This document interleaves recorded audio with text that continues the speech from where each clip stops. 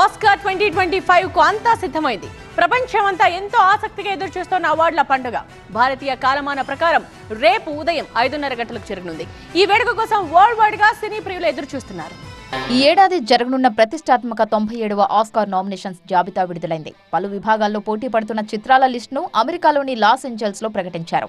ఇక ఆస్కార్ 2025 వేడుకలు Los Angeles లోని డాల్బీ థియేటర్లో జరగనున్నాయి. బెస్ట్ పిక్చర్ కేటగిరీలో Anora, the Brutalist, a Complete Unknown, Conclave, Dune part 2, Emilia Perez, I'm still here, Nickel Boys, the Substance, Wicked చిత్రాలు nominate అయ్యాయి.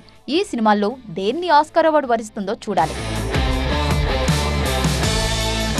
ఇక బెస్ట్ డైరెక్టర్ విభాగంలో Sean Baker Anora movie, Brady Corbet the Brutalist, James Mangold the Complete Unknown, Jacques అడియాడ్ Emilia Perez, Coralie Fargeat the Substance movie nominate అయ్యారు.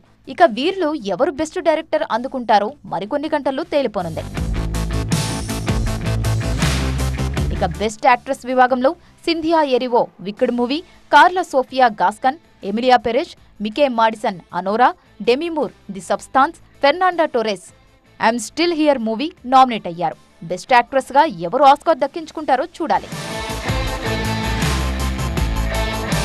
ఇక best actor కేటగిరీలో కూడా tough competition కనిపిస్తోంది. Adrien Brody the Brutalist movie, Timothee Chalamet the Complete Unknown, Colman Domingo Sing Sing, Ralph Fiennes Conclave, Sebastian Stan the Apprentice పోటీ పడుతున్నారు. Best actor award ఎవరు దక్కించుకుంటారో చూడాలి. ఈసారి హాలీవుడ్ చిత్రం ఎమిలియా పెరెజ్ అత్యధికంగా 13 విభాగాల్లో నామినేషన్స్ దక్కించుకుంది. ఆ తర్వాత వికెడ్ మూవీ 10 విభాగాల్లో నామినేషన్లను సాధించింది.